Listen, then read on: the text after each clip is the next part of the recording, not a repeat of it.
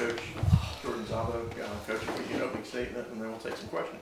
Yeah, congrats to Texas A&M, Mark, James, Tommy, the whole team.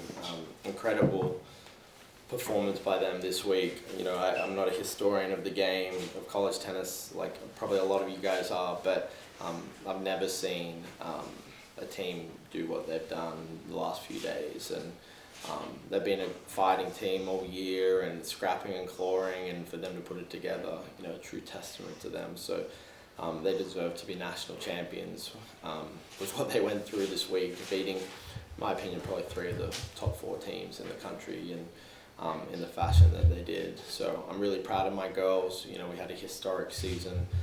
I don't feel like we played our best tennis tonight. I don't know if we handled the moment maybe as well as coaches and as players that we could have, but we just didn't play the big points as well as Texas A&M did. You know, have a match point for the doubles and can't take it, and then got a huge hole and in the tiebreaker. And you know, I thought after the rain delay we actually came out with a lot of momentum and built a bunch of leads, but you know, only winning 3 first sets, and the 3 first all the tight sets we lost the first sets on. I think it was like 2 tiebreakers or maybe 1 tiebreaker and 2 7-5 sets, whatever it was. And then the momentum really switched. You know, they turned 2 matches, we only turned 1.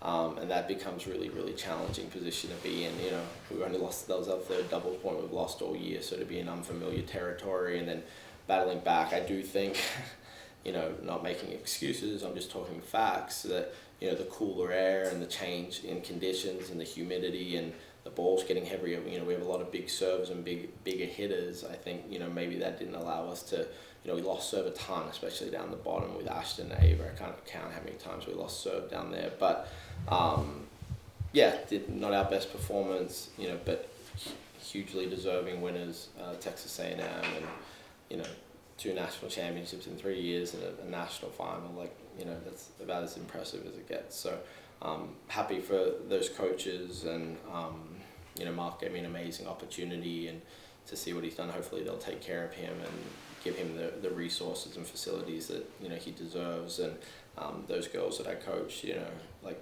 2-time national champions, like what an amazing way for some of those girls to finish their career. But you know, proud of my team. You know, we came a long way, and it sucks to end, and you know, that's just the message we shared with them, that you know, we want to be back here next year, and you know, we've got to find ways to get better. And so we're out there and we're not in here. So but appreciate everyone supporting us this year, and the coverage that we've had, and you know, a lot to be proud of. Just because we lost the last match doesn't mean it wasn't a successful year. So yeah.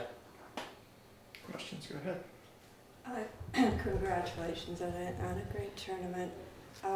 Was this ever a timeline for you to say, by my 2nd year as the coach of Auburn, we're going to be in a national championship?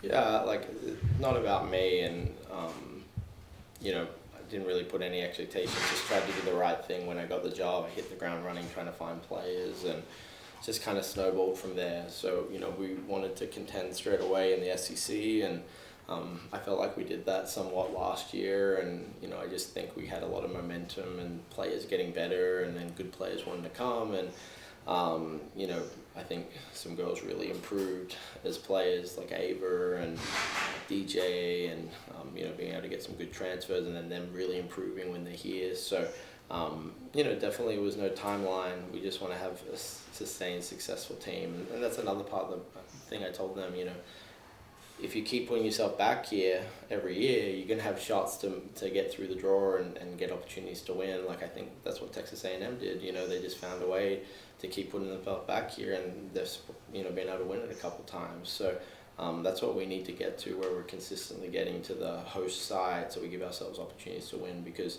you know, today the conditions were way different than they were yesterday, and you know, you go down to Orlando and you're playing indoors or you're playing outside, and you never know what's going to come. So you just got to keep knocking yourself on the door to give yourself an opportunity to do that. So, but there was no timeline. You know, we're going to do everything we can to be back here and go one step further. So I don't know, like, we just try to do the right things every day, and hope for the best. And but I know we're going to keep trying to shoot for the stars with the players that we can obtain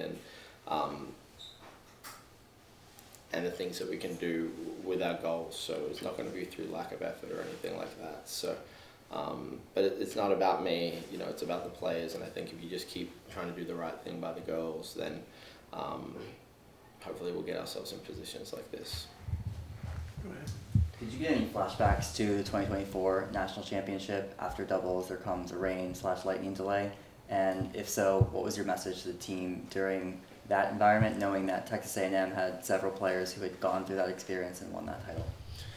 Yeah, I definitely had flashbacks. The only difference was, we won the doubles point there with the team that I was coaching. So once it came pretty clear that we were not going to go inside, I definitely was kind of hoping that I think it would have favored a bunch of our girls with the way that they play, especially once I could kind of tell even in the doubles, the balls were getting so heavy, and we've played that team in doubles a couple times and we just weren't getting the same pop on the ball. And so I was thinking if we go inside, it's going to help a bunch of our girls in some of those matchups, especially at 5 and 6 and probably 1 and 2.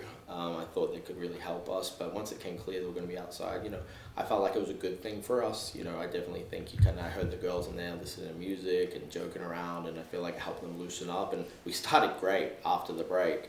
But we just reminded them, let's go back to doing the things that have got us in this position, and the simple things that we do well, and not playing until you're ready to go. And but we just weren't able to sustain it for long enough. When we built, probably have a break on nearly every court, 2, 3, 4 love on some courts, and when we didn't win those close sets, it became really an uphill battle. So, but definitely flashbacks.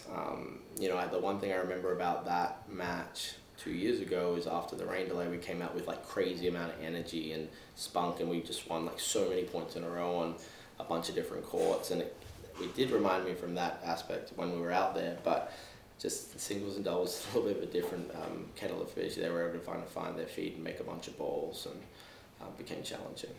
Go to the front corner. In moments like these, what do you tell your players, and what's the message moving forward for you and your team? Now there's not a lot we can do about, this match or this season. We just tried to thank the girls who won't be returning, and reminded them to be a team and enjoy these last moments together. And for the girls that are coming back, we're going to let this be fuel to help us grow and get better. I really believe in these big moments, the things that you've been struggling with and your insecurities, they come out on display. And once the emotion wears off, we need to have a deep look in the mirror at those things, and those are the things we need to get better at to give ourselves an opportunity to go one step further. But at this point, and no one's mad or no one's upset in the sense of what happened. It's just being there for each other, and really thanking DJ and Cartier and Angie, and giving them an opportunity to speak, and a lot of tears, and just reminding them that how much we love them, and that these amazing moments we've had this year, they're going to be memories that we have forever. So that's the biggest thing. We'll get back to Auburn tomorrow, and we'll do individual meetings with the girls returning, and a team meeting before they all scatter off to wherever they're going for their next tournaments and things like that. So that'll be more about how we're going to get better and get back here and the plan going forwards, but just really being an arm around them and a shoulder to cry on right now, and not to lose. They got nothing to hold their heads down about. They're an amazing group of girls. I told them the easiest group of girls I've ever had to coach. They should feel really good about what they achieved. Yeah, did we get the long drink of water that we wanted at the end of the day? No, but we just didn't play our best match. So that was my message. Any other questions for Coach? Thank you all for covering us. Thank you, Coach. Appreciate it.